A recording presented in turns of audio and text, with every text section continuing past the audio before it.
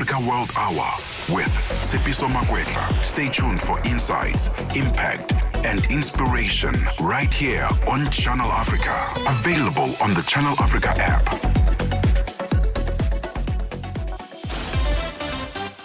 Tshepiso Makwetla winds it down on Africa World Hour, 9 to 10 p.m. It's exactly 2100 Central African Time. Good evening and welcome to Africa World Hour. This is Channel Africa, the African perspective, broadcasting live from Johannesburg in South Africa.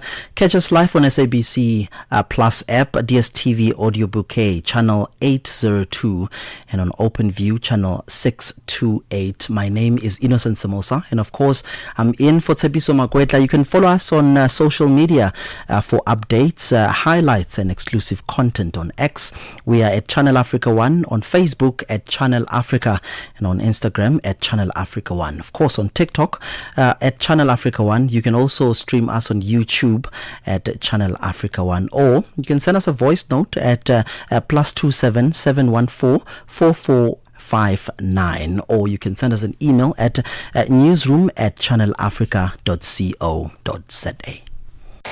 It's time for Africa World Hour with Tshepiso Makwetla. Stay tuned for insights, impact, and inspiration right here on Channel Africa. Available on the Channel Africa app. All right, let's take a look at Africa World, our top stories today. South Africa's President Cyril Ramaphosa has appointed former International Relations Minister Naledi Pandor as his special envoy to Tanzania. The Eastern African nation has been rocked by violence following the recent election of President Samia Suluhu Hassan in last month's poll. Hundreds of people have since been charged, and pressured is mounting on the SADC region to provide leadership. President Cyril Ramaphosa, who is also acting chairperson of the region's body, says he wants to satisfy himself with what is happening in the sister republic. Naledi Pandor is my envoy. She will be going there to go and find out exactly what the challenges are, and she will come back with a report, and it is upon that we will see what interventions we make. So let's wait and see exactly how that unfolds. And our French President Emmanuel Macron has told his Chinese counterpart their countries must work together to end Russia's war in Ukraine. Macron and Xi Jinping have held talks in Beijing where the French leader is seeking support over Ukraine. Russia is continuing with its 4-year-long full-scale invasion. Macron has addressed a media conference in Beijing. Take a listen. I hope that China will join our call and our efforts to achieve as soon as possible at least a ceasefire in the form of a moratorium on strikes targeting critical infrastructure. This is key for the coming winter, as civilian infrastructure, particularly energy infrastructure, is still under Russian fire today. But more broadly, it is key that we work together to achieve a just and lasting peace. And President Vladimir Putin has insisted Russia will take control of eastern Ukraine's Donbas region, militarily or otherwise. In defiant comments, days after his talks with U.S. negotiators on ending the war, Putin says Ukraine's troops will have to leave territory they still control, or it will be conquered by force. Russia launched its full-scale invasion of Ukraine almost 4 years ago. The BBC's Vali Shevchenko has the details. Donbas is a key target of Russia's invasion of Ukraine, but after more than 10 years of fighting, about 20% of it is still controlled by Ukraine. Handing all of the region to Russia was reportedly one of the main points of a settlement plan presented by Washington. But Ukraine is refusing to withdraw troops from its own territory. Despite numerous rounds of talks spearheaded by Donald Trump's administration, President Putin's rhetoric as he visits a key ally, India, remains as hardline as ever, which gives little hope for peace in Ukraine. Representatives of all 15 member states on the UN Security Council have arrived in Syria. The visit comes as the country prepares to mark the 1-year anniversary of the fall of the decade-long dictatorship of Bashar al-Assad. The BBC's Les Doucet has the details. This visit by all members of the UN Security Council is a measure of the dramatic change here. For years, the UN's top table was gridlocked on everything to do with Syria. Russia had been President Assad's biggest backer. The US, as well as Britain and France, supported the armed opposition.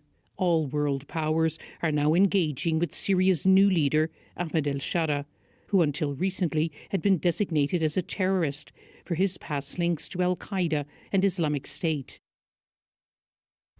And lastly, the Gates Foundation says preventable child deaths will rise this year for the first time this century.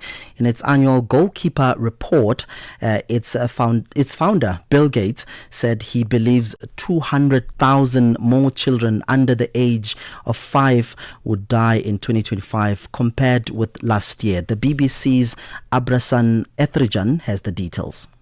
Reducing child mortality has been the biggest achievement of the global community since the 1990s. Advances in medicine and the mass availability of drugs help to tackle diseases such as pneumonia, malaria and diarrhea, the leading causes of preventable death. Now, that positive trend seems to be reversing, according to Bill Gates. He blamed the rise on cuts to international aid, though acknowledged that other issues like mounting debt and fragile health systems were also factors. Africa World Hour. Africa World Hour. Unpacking global headlines from an African perspective. All right, let's look at this story now. In a dramatic turn of events, South Africa has announced it will take a break from next year's G20 gatherings after being excluded by the United States, which assumes the presidency of the group in 2026.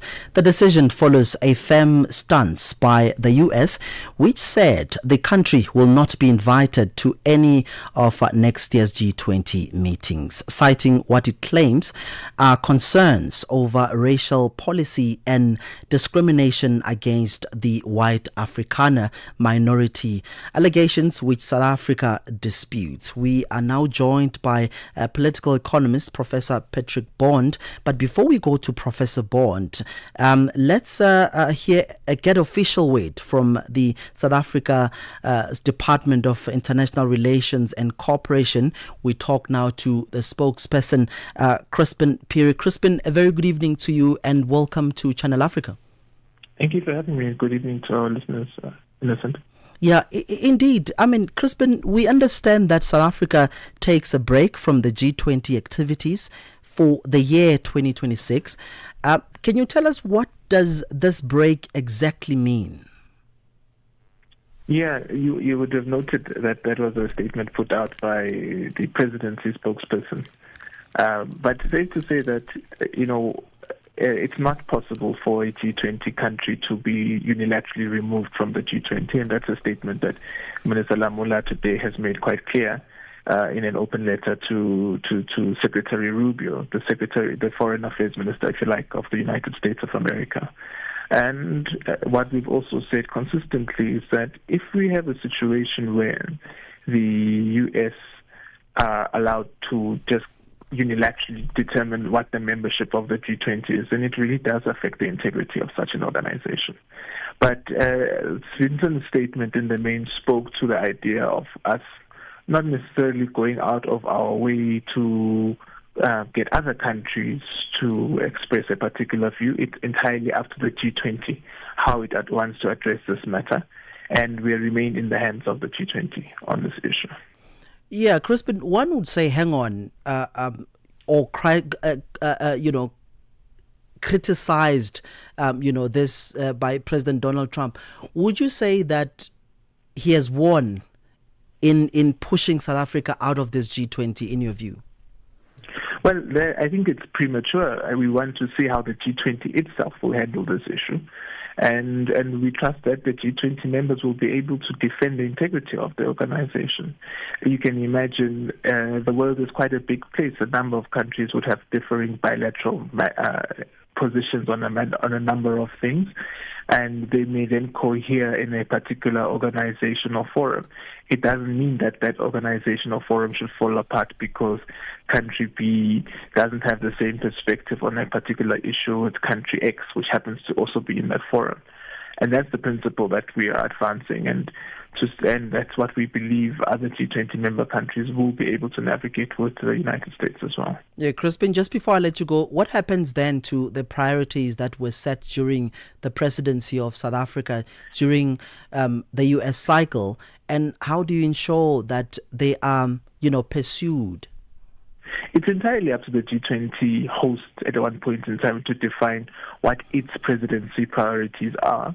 But we do find that there's some high-level alignment with what our presidency has achieved and what the U.S. has pronounced on. So, for example, one of the things that we have produced is a report that's G20 at 20, which looks at reviewing how the G20 has performed over a couple of years and how effective it has been, and what can be done to improve and streamline its processes so that each presidency has more continuity. That is something that cannot be ignored, and we've heard the U.S. also saying that. Perhaps some of the working groups that were in place over the years need to be reviewed. That's in line with our report. So there are a number of initiatives that have been developed by our presidency, which will probably be implemented very directly by the U.S. All right, that's South Africa's Department of International Relations and Cooperation spokesperson, Crispin Phiri. Thank you so very much for indeed making the time. All right, now we move to political economist Professor Patrick Bond to basically look at economic implications of South Africa being left out of this G20. Prof, a very good evening to you and welcome to Channel Africa. Oh, it's great to be back with you. Thanks, Innocent. 100%. What does South Africa's temporary withdrawal from the G20 signal about the crisis of global governance, Prof? And I'm asking because there are issues around diplomatic missteps or principled stand, or in simple evidence, would you say that Washington is expanding its unilateralism as opposed to pushing multilateralism? Oh, yes. Now, that's exactly the right perspective, the big picture, which is that the Trump regime has walked out of the climate summit. He's walked out of the World Health Organization. Therefore, pandemics may be much harder to prevent in the coming years. He's walked out of UNESCO and the United Nations Relief Works Agency for Palestine, and he's participated with Israel in what South Africa accurately has described as a genocide at the International Court of Justice. Trump has put sanctions on the ICJ and the International Criminal Court. He's disrupted world trade. He's engaged in bellicose threats, such as to Panama, to Greenland, even to neighboring Canada. He's bombed Iran. And the expulsion of South Africa is just the latest. I suspect in the coming days he'll do something even more destructive, that is to have an invasion of Venezuela, because there's a lot of oil, in fact, more oil underground in Venezuela than anywhere. So we're talking in a big picture, aren't we, of a man, Donald Trump, and his sidekick, Marco Rubio, the Secretary of State, who really have no business hosting the G20. And it's a terrible shame that knowing that from January 20, even well before that, when Trump had been elected and made these threats, that South Africa didn't do more to prepare for this logical eventuality, especially given the brutally inaccurate way genocide or attacks on Afrikaners are the basic logic behind what Trump is saying he's doing to exclude South Africa. It's appalling. Yeah, Prof, one wonders because America has 3 embassies in the country, and you wonder if they can't tell President Trump what exactly is happening in the country. That is very much problematic. But in part, Prof, we know that the G20 is a recommendation body. So countries can be forced to basically, adopt the declarations. But what happens then to the priorities that were set during South Africa's presidency? How do you ensure, how can member states ensure that they are essentially pursued? And this is the question I asked Crispin earlier. Yes, Mr. Peary, from extremely eloquent, extremely persuasive, I think flubbed that one because he could have been honest with you and said, actually, everything that South Africa did this year is now in the waste bin. And that's the African Debt Initiative that Trevor Manuel's commission looked at, the Inequality Commission that famous Professor Joseph Stiglitz, former World Bank chief economist, Nobel laureate, ran. It's the entire set of climate and environmental strategies, including food, security, everything into the waste bin. And that's something that Marco Rubio is delighted at. He's been saying, along with Scott Bessent, the finance minister, that they want to have a slimmed down G20. Now, what would that mean? There are only two times I can tell you, I think, in my experience, having looked at the G20 since 1999, when in Berlin, where I happen to be at the moment, it was founded. In 2000, it went to Montreal. That was the finance ministers. In 2008, it went to Washington. And then it was the heads of state, for the simple reason that there was a financial crisis. And the middle income countries, China and Saudi Arabia and South Korea that had large reserves, were desperately needed by the G7 to bolster the Western economies. Same happened in 2020. The G20 was crucial for coordinating the quantitative easing, spending more money, having lower interest rates, more state spending and printing of money, and also giving Africa debt relief. There was a sort of delay on the debt spending. Now, those are the sorts of things where you can sort of feel the rumbling in global capitalism, the potential for an AI meltdown, the stock markets being so overvalued, or AI getting out of control, another crucial feature that South Africa has been worried about, or climate catastrophe worsening, or poverty and extreme inequality worsening. Trump doesn't care about any of those. The proposal from President Lula in Brazil last year, hosting the G20, that the super rich be taxed in a coordinated way. Well, of course, Donald Trump has done the opposite. He's given major tax cuts to his friends like Elon Musk. And since you did also cover Bill Gates saying that child mortality will be up, that's on Elon Musk, raised in Pretoria and Johannesburg and Durban. Now, these are the sorts of things that, to me, warrant a G20 minus Donald Trump voting Trump off the island right away, doing so before this first Sherpa meeting on December 15 and 16, and maybe appointing, I'm just guessing here, somebody appropriate like Claudia Sheinbaum, the president of Mexico, to host a G19. That is the 19 members minus the US, plus the EU, plus the AU. And I really think it is time, especially if we have a war breaking out in coming days with this aggression by the US just simply to grab Venezuela's oil. It's really time to say boycott, divestment, sanctions, and a G19, and really let's put pressure on the US. Even the climate sanctions that are being put on South Africa by Europe, starting on January 1, a carbon border adjustment mechanism should be applied to the US for having dropped out of the climate summit in Brazil just a couple of weeks ago. These are the sorts of things that we'd have hoped, instead of the accommodating and assimilating and frankly, quite obsequious attitude that South Africa's had to the US, a little bit more strength would have been welcomed. G19, Prof. That's pretty much interesting. But many argue that the G20 has long been structurally biased towards global north interests. Equally so, some would say that this moment expose the inherent weaknesses of the G20 as a platform for genuine multipolarity. Do you think that that statement does hold water? Is it binding in your view? That's absolutely right, because when I was making those, let's say, optimistic statements about how the G20 took on all of these issues, I mean, food security, but they wouldn't talk about land reform, or debt relief, but they wouldn't acknowledge odious debt, corrupt debt. That was Trevor Manuel's commission. Or on climate finance, it's all private sector blended, so it's too expensive and it's not a climate debt payment. So in all of these ways, I think you're right that we should question whether the G20, which has had the traditional G7, that is the Western powers, the US, Europe, Japan, Canada, plus the BRICS brought in, that is Brazil, Russia, India, China, South Africa, and a few others, Saudi Arabia, South Korea, Australia, Argentina. So you've kind of got an interesting mix in the G20, but it hasn't reached, even though tokenistically the African Union was added in the 2023 G20 hosted by India. it was added, but you could see at the Johannesburg summit no inputs from the African Union of any merit. It was tokenistic. And so as a result, I think that's exactly the right question.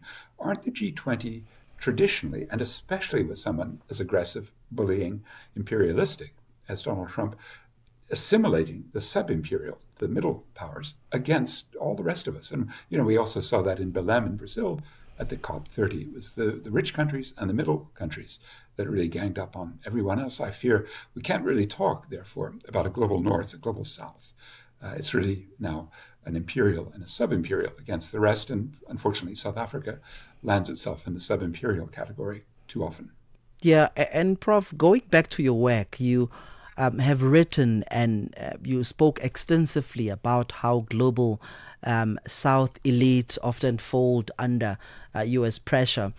Now, the question is, how would you define what you call Trump appeasement syndrome and his leadership in this current geopolitical moment? How do you categorize that? Well, let me borrow, Innocent, from the ambassador who was just kicked out in March from Washington, Ibrahim Rasool. He's an extraordinary fellow who really had a good inside view and really tried to make things work. And as he described it, we've tried appeasement, it didn't work. In other words, again and again, appeasement of Trump. It was going to the May 22nd Oval Office meeting with racist golfers. I mean, one of them, Ernie Els, said, "Thank you, the U.S., for helping us meaning white South Africans, in the war in Angola, right? Helping apartheid against a neighboring country, basically go in and about 1 million people were killed in that process. It was that degree of appeasement that failed. And don't just take it from me or from Ibrahim Rasool. The New York Times last month had a very interesting long article about the sabotage of the G20 by Trump and his various people who came to various meetings, very underlings. Only 1 or 2 ministers ever showed up once the central bank chair.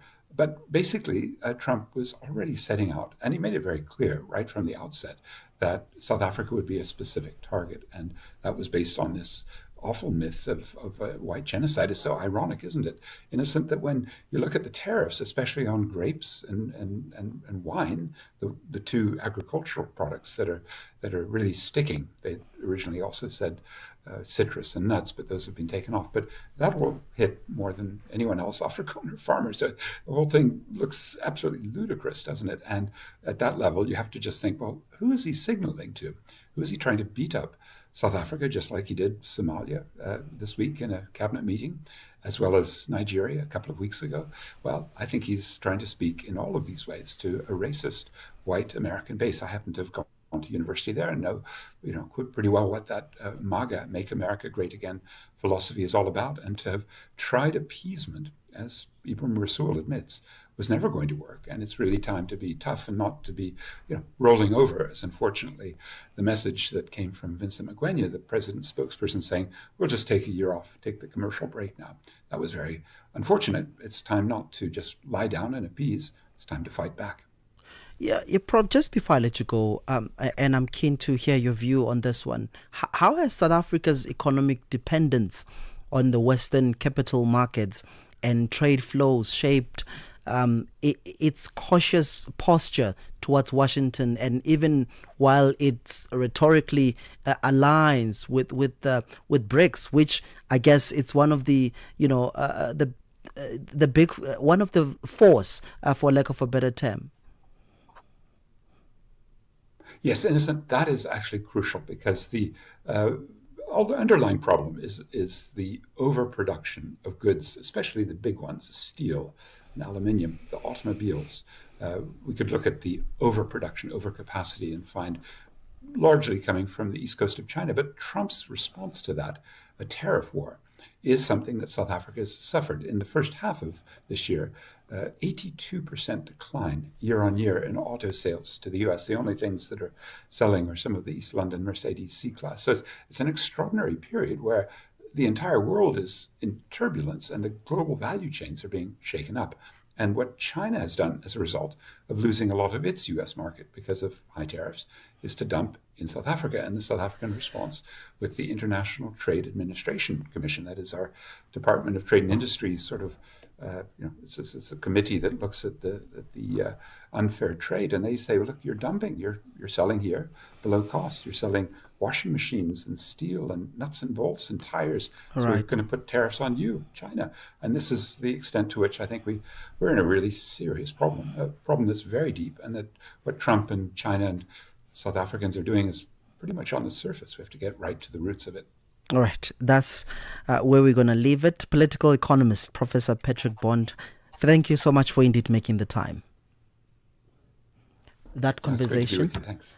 That conversation brings us to exactly 21:25 Central African Time. This is Africa World Hour on Channel Africa, the African Perspective. Siyabangena manje. Vito iJabulani Kolele iMagoda.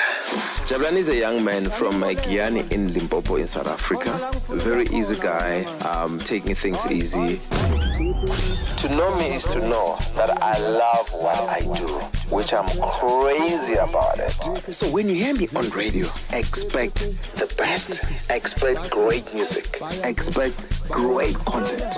Expect 180 minutes of nothing but fun. You'll find me on the morning reset, 3 to 6 a.m., Monday to Friday. Siyabangena baba. Ay. Mbuleke.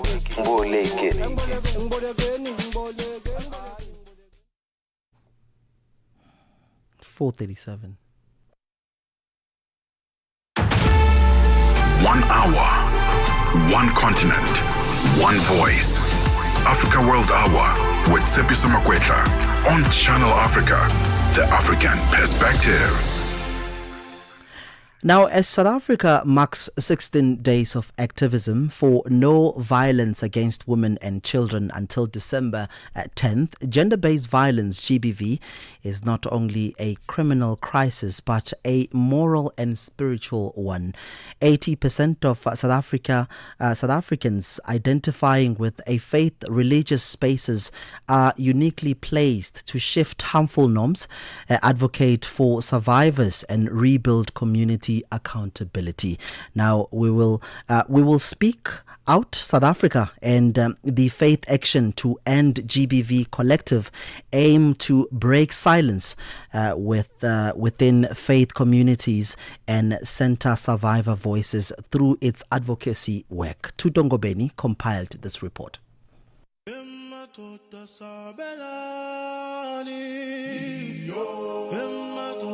In 2024-2025, over 73,000 sexual offenses were reported. 957 women were murdered between July and September alone, and up to 95% of rape cases go unreported in South Africa. With the majority of South Africans identifying with a faith, religious spaces are uniquely placed to shift harmful norms, advocate for survivors, and rebuild community accountability.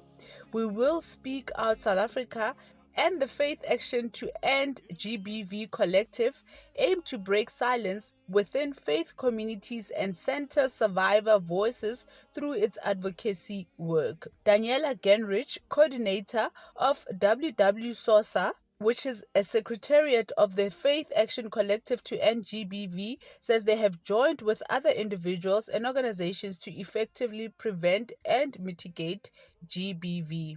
Many people in South Africa believe that religion is about buildings where God is worshipped and people are instructed in the ways of the sacred. What many don't realize is that most faith traditions at root teach that religion, without being translated into loving relationships and working for justice and equity in society, is not true faith. In fact, a growing movement of faith-based initiatives working towards peace, harmony, and freedom from injustice and violence is based on the belief that to live out our true faith, we are called to speak up for justice and act and speak out for equal dignity and the rights of all people who are all equally loved by God. In this spirit, the We Will Speak Out South Africa Coalition and the Faith Action Collective to End Gender-Based Violence have joined forces with over 900 other individuals and organizations of diverse faiths to engage in joint initiatives and also to support each other's localized initiatives to effectively prevent and mitigate gender-based violence. This year, WW-SOSA is also driving the Global Red Chair campaign, a simple but powerful symbol during the 16 days, an empty red chair placed in a public space representing the women who should still be with us but were lost to GBV. The red chair is a visual call to ensure no more women die in this way and to take survivor voices seriously in faith spaces. Genrich further says they will be guided by the country's National Strategic Plan on GBV. Guided by survivor voices and feminist values, we aim to leverage the moral authority that is still prevalent of faith sector leaders as social and gender justice advocates to contribute to achieving the goals of South Africa's National Strategic Plan on Gender-Based Violence and Femicide, and to create the kind of society that we really want in this country and so badly need. They have working groups focusing on specific areas that have been identified in that consultative process, and these 6 are survivor-centered. So the Faith Action Collective has 6 working groups, which each focus on specific areas that have been identified in that consultative process. And these 6 are survivor-centered restorative justice, gender-based violence and mental health. There's so many impacts on mental health, not just of the survivors themselves, but their entire family. Youth and gender-based violence is another group. Spiritual abuse, which is absolutely critical that we understand how it works and the damage that is done. Another is about men, positive masculinities and the active positive presence of men as fathers and also allies of survivors and their partners. And the last one is about inclusivity and building a strong movement that allows space for diverse initiatives to really be supported and to grow as we grow to really shift the critical mass in the faith sector, which is still unfortunately predominantly very conservative and often silences the issues of gender-based violence. For Channel Africa News, I am Tito Ngobeni in Johannesburg.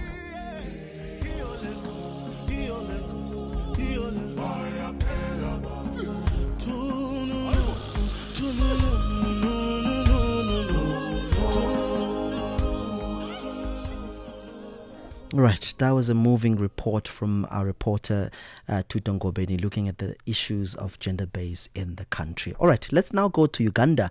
The United Nations, UN, has issued a strong condemnation of what it calls an intensifying crackdown on political opposition and press freedom in Uganda just weeks before the country's general elections. Now, the UN's Human Rights Agency says at least 550 people, including supporters of the main opposition party, National Unity Platform, NUP, have been arrested since the beginning of the year. Now, more than 300 of those arrested occurred after campaigning began in September.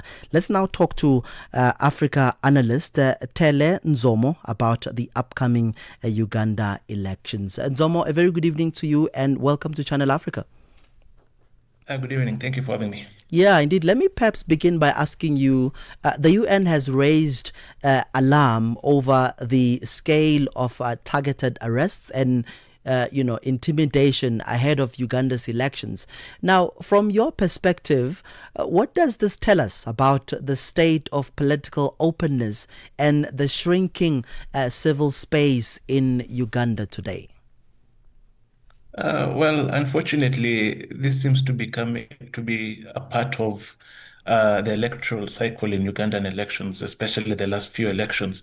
President Museveni, who has been in power now for close to 40 years, has, especially in the last few elections, time and time again, he's intimidated his political opponents, he's intimidated the opposition leaders. It just seems that this year around things seem to be worse, and that now we are seeing more cases to the extent that the United Nations has to speak up. Indeed. And in the current crackdown, simply, a continuation, is this continuation of a long-standing authoritarian patterns under President Museveni, or does it reflect a new level of insecurity within the regime as the political landscape pretty much shifts? I do believe that the insecurity within the regime has escalated, especially going back to last year after the protests we had here in Kenya, with the Gen Z protests here in Kenya. We started seeing President Museveni start to crack down on social media use. They used the Computer Misuse Act, which they had amended in 2022 to arrest people or to arrest young people who are on social media. We saw their Communications Commission warn media houses that their employees should not dare use their platforms to try and defame the government, or the media houses themselves would be blamed. So clearly there seems to be an escalation of insecurities, as you put it, within the Ugandan government, especially considering the fact that, as I said, this is someone who has been in office for 40 years, and now a number of young people who will be going to vote were born 20 years after he was already in power. Yeah, and Nzomo, how might these mass arrests, particularly of the opposition NUP supporters, impact voter turnout,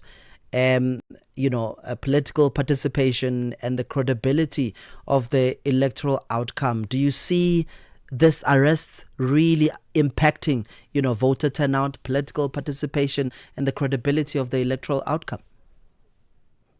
It is possible that some people will be intimidated. I don't think, though, that a lot of people will be. I still think that you will see a high turnout. The question on the credibility of the election, though, I think will be a question of now the institutions themselves. I'm talking about the Electoral Commission, I'm talking about the courts, and I'm mostly talking about the security agencies. In fact, I think my biggest worry with the Ugandan election right now is the security agencies under General Muhoozi, who is the Chief of Defense Forces, and who has been very aggressively attacking the opposition wing on social media, especially on his Twitter account. So it is possible that some people and some opposition voters might be intimidated and not want to vote. But the other thing that I think we have to remember is, I think this government is also preparing for a reaction to the results. So I'm assuming that they win the election, and people and the elections were not credible. The government might be worried that the situation that took place in Tanzania, the situation that took place in Cameroon might repeat itself in Uganda, and they may be trying to intimidate young people before we get there. Yeah, and Nzomo, this seems like a pattern in the continent, and Uganda isn't the only Eastern African state facing democratic, one would say, backsliding in a way. But how does this situation fit into broader economic trends of, securitized politics and militarized governance across the Horn and possibly the Great Lake regions?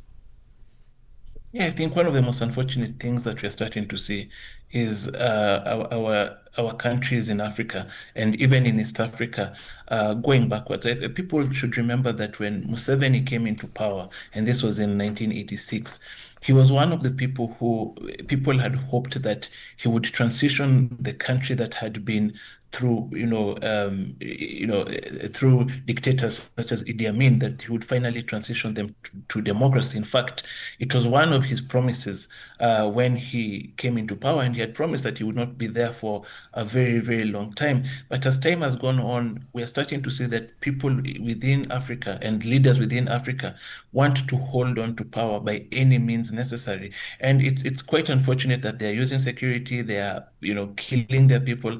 It's a very concerning situation, and we need to see what as a regional bloc we can do. What is the role of the African Union in this case? So is the African Union simply going to play the role of a big man's club where they just support whichever leadership is there and not speak out against it? Yeah, and speaking about the African Union, do you foresee any role for the Eastern African community, the likes of the IGAD or the African Union, as you mentioned, responding to these crises? Or, are the region bodies increasingly reluctant to intervene in matters, framed as internal security? Do you see it, these bodies acting? I think if we take the case of Tanzania, which is a very recent case, the regional bodies did not do anything. Well, to be fair, the African Union did bring out a report that put into question Samia Suluhu's win. But other than that, they did not step in to try and stop the violence. In fact, a lot of the pressure that has come on Samia Suluhu's government has been from the European Union. It seems as though Africa is becoming more and more dependent on outside forces to assist in the issues they're having, whether it's the elections, whether it's the conflicts you're seeing right now as today that DRC and Rwanda, the two presidents are in the US to sign a peace deal. You're seeing Qatar is the one that is mediating issues between the DRC government and M23. It seems as though more and more, as time goes on, our issues are being dealt with by outside forces rather than the African region itself. Yeah, and Zomo, just before I let you go, with over 550 arrests this year alone, it is still possible to speak of Uganda's elections as a democratic exercise, or are we effectively witnessing electoral authoritarianism with democratic, packaging? And also, does the current environment suggest that Uganda is approaching some sort of political transition crisis, especially given President Museveni's long tenure, age, and the succession uncertainty? I think on the first question, I do believe that very few people have a lot of hope on a credible election in Uganda. One, because of the history, we've seen what has happened previously, not just with Bobi Wine, but with Kizza Besigye, who, by the way, we should mention is still in jail. There's an opposition leader who has been jailed now, I think, for 2 years or so. For a year since he was arrested here in Nairobi.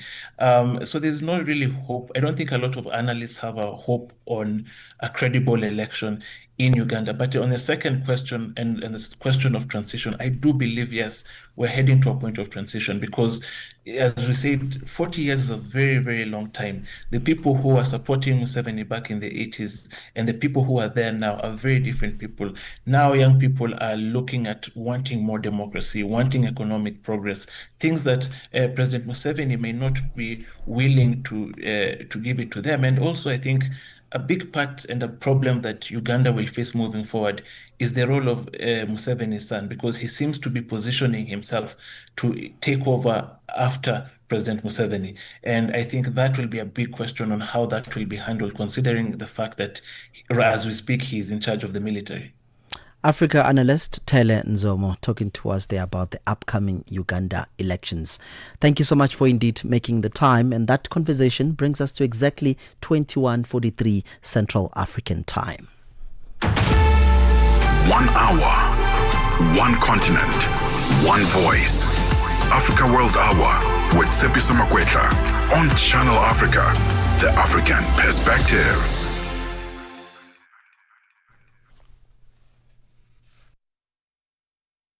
Africa It's time to plug into the heartbeat of the continent. Tune in to Channel Africa, your go-to radio station that broadcasts in 5 different languages. L'Afrique du Sud célèbre la journée nationale du Kabla hujaitwa kwa jina la Double K or more of our forests have been destroyed. Tamo kutulibwanji ndi Partido Africano da Independência da Guiné. See, Channel Africa represents every corner of this amazing land. From Lagos to Cape Town, Nairobi to Dakar, we've got you covered with the freshest news, music, and cultures. So, turn up the volume, feel the rhythm.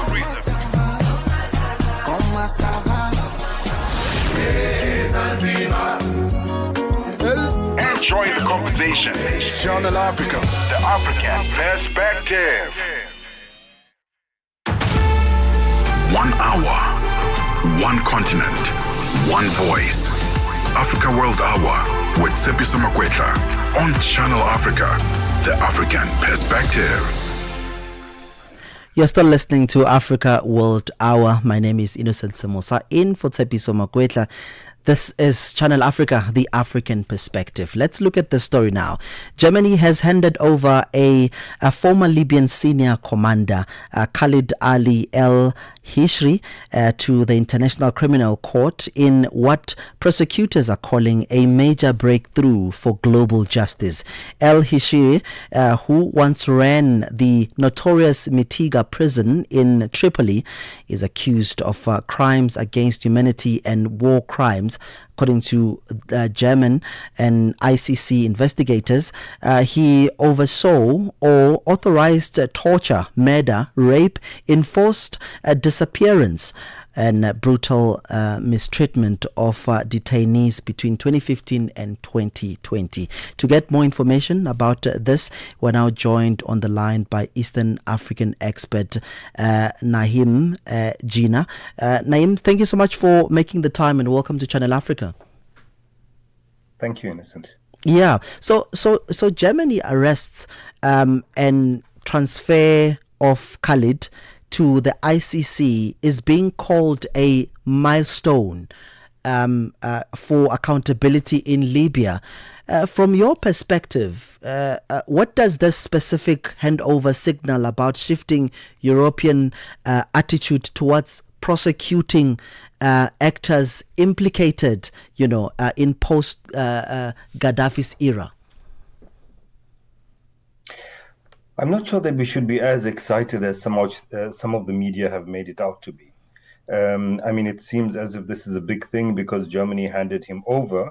At some level, yes, it means that the Rome Statute is working, that the ICC is able to get hold of people that they want to try, etc. But let's remember also that many of these European states would hand over an African much more easily to the ICC than they would hand over a European who is accused of similar kinds of crimes. Or for that matter, if the Prime Minister of Israel were to land in Germany, I'm quite sure that they will not hand him over to the ICC, even though there is a warrant for his arrest. So we should be a bit cautious about how we deal with this matter. It's clear over the period of the existence of the ICC that in the main, its targets have been Africans. And therefore European states are much happier to hand over such people that they're not too pleased about or who they don't really care about much. But if it was a charge against a European politician, it might be different. And in your view, how should we understand El-Hishri's alleged crimes at Mitiga prison? We're hearing issues around torture, murder, enforced disappearances within the broader context of Libya's fragmented security apparatus. Does this case, in your view, illuminate the structural collapse that followed NATO's intervention? Yes, it partly does. Al-Hishri, the charges that the things that he's been charged for relate to his control of the Mitiga prison and all of the charges that you listed, from torture to rape to murder, etc. He's part of a militia called the Special Deterrence Forces, or a Radar, the Radar group, that has been involved with numerous human rights abuses, and as he's being accused now, war crimes and crimes against humanity. But a large part of this, the creation of many of these militia, of course, followed the fall of the Gaddafi regime in Libya, and a fall that was precipitated, assisted, and deepened by the role of NATO. Interestingly, the whole issue around the ICC's involvement in NATO was part of the resolution 1970 of the United Nations, 1970, which asked the ICC to look at cases of crimes against humanity, etc., war crimes, and to try people in Libya for it. But yes, the fall of Gaddafi has led to that. Clearly, Gaddafi's role was very authoritarian in Libya, and there was a popular movement for democratization within Libya, but the role of foreign forces, NATO, starting with the United States, France, etc., assisted in causing serious problems. And then we had, of course, the biggest militia in Libya. This group that al-Hishri belongs to is the biggest one in Tripoli, but the biggest militia in Libya as a whole is the so-called Libyan National Army, which is headed by Khalifa Haftar, who used to be an asset of the CIA, now is being supported by Russia. So this is the other point about that post-Gaddafi era, is that it's created the space for a whole range of foreign actors to get involved, whether it's Russia or now the United States Africa Command is looking at having joint exercises with the army from the eastern part of Libya, Turkey, etc., all involved in there, and not for the benefit of Libyans. Yeah, and equally so, Mr. Gina, it does seem as though Germany here acted under universal jurisdiction when arresting al-Hishri. In your view, what does this tell us then about the growing willingness of European states to basically use extraterritorial legal tools against non-European actors, and how might this reshape debates on international justice platforms? Well, look, I think the fact that Germany handed al-Hishri over to the ICC is a welcome development. That's the way that universal jurisdiction should operate. That's the way that the Rome Statute should operate. But as I said earlier on, the issue is not that. We should not have to welcome this. It shouldn't be an unusual case. It is because we know that many of these states apply this kind of thing very inconsistently. So they would hand over a Libyan, but they wouldn't hand over an Israeli, for example. And I think that should be of concern to us, that universal jurisdiction should apply universally, that the Rome Statute should apply universally and without discrimination in terms of who the person is that is being sought by the ICC. And that, I think, for many of us in the global south should be a matter of concern. That the way that the ICC has operated until recently, and the way that Western states in particular, not Western states, powerful states in particular, I should say, view the Rome Statute and the ICC is very inconsistent. Some of the major powers in the world actually are not signatories to the Rome Statute. Right. And that includes, for example, the United States, Russia, China, who are not signatories, and therefore the Rome Statute and this kind of universal jurisdiction does not apply to them. And Mr. Gina, just before I let you go, some analysts and commentators argue that ICC prosecutions often fall on actors from the global south, while major Western powers face no legal consequences for their own actions. Does the Al-Shiri's case reinforce that critique, or does it provide an opportunity for a more balanced approach to the justice system? Well, what it does is provides an opportunity for us to critique the manner in which this is done. Not only have some of the major powers not signed the Rome Statute and won't be subject to it, but in the case of the United States, for example, they've sanctioned prosecutors from the ICC, judges from the ICC, etc., simply because there were warrants issued against 2 Israelis.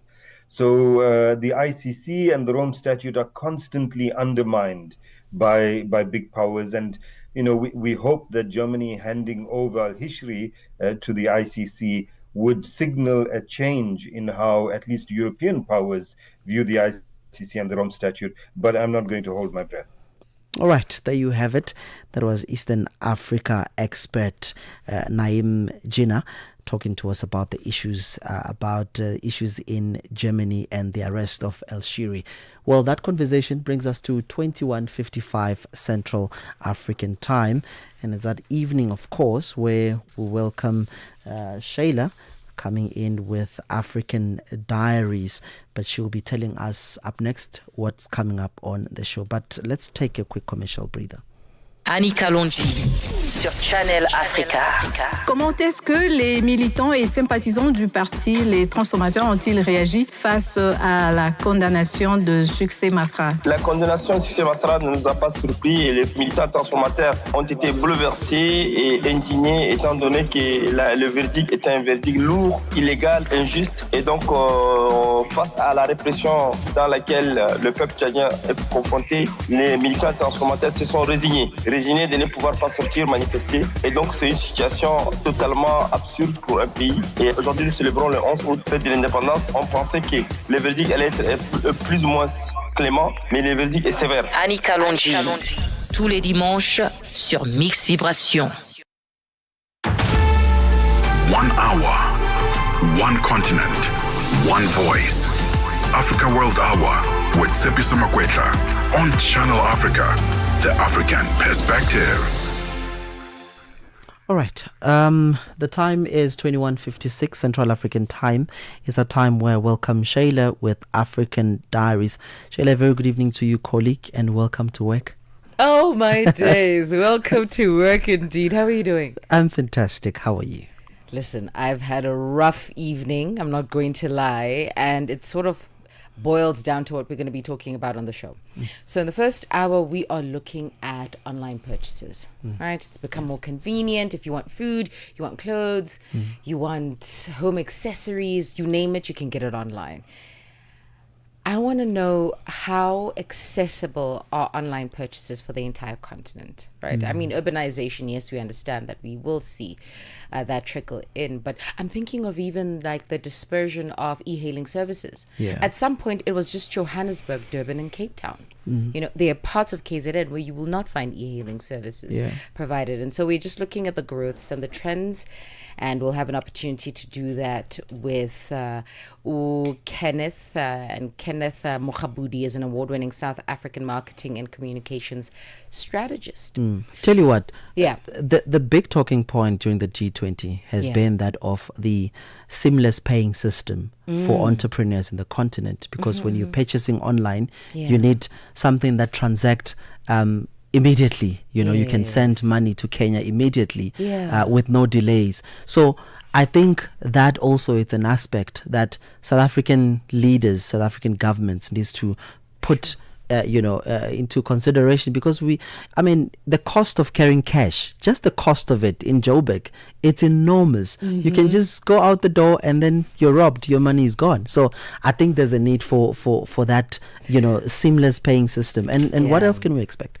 Very interestingly enough, that sort of falls into the second band of our conversation when we talk about SMEs and this cashless system that we want to employ. We know that the festive season is big for entrepreneurs, right? So those who do cater for the festive season, either be it through the food industry, you name it, cosmetics, gifts, people are making money during the festive seasons. I didn't know that salons are booked and busy. I didn't know that. I thought that my stylist would be going away, and he's like, no, I'm here to make money. And so we're going to see how they can digitize, which speaks to that cashless payment system for very many. But also, what are the other prompts that entrepreneurs should be looking out for when it comes to the festive season? And just interacting with, if you will, interacting with potential clients with ease. Sure. Right. And this brings me to why I was so rattled this evening. Okay. So I used an online payment system, and this parcel was supposed to come to me like in 10 minutes from the order time.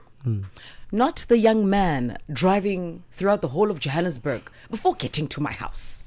Did you give him the right direction, though? Sir, I don't know what he was doing, but I'm sure he went to KZN, he went to Limpopo, and then he got to my place. And this is my frustration sometimes with online purchasing, but I'll leave it at that. Yeah. So are you traveling this December? No, we're going to be welcoming ourselves to work. Are you not going to perhaps take maybe 2 days? Of course I will. I mean, I'm thinking about the 24th, the 25th. That's a good time to take off. All right, that's a wrap up on tonight's installment of Africa World Hour. From myself, Innocent Samosa, producer Dumelo Zulu, and the rest of the Africa World Hour team. Thank you for listening. For your comments on the show, send us an email at info@channelafrica.org. From myself, Innocent Samosa, good night and God bless. Conversations that touch the heart and inspire change. Here on African Diaries, only on Channel Africa. Join us on www.channelafrica.co.za.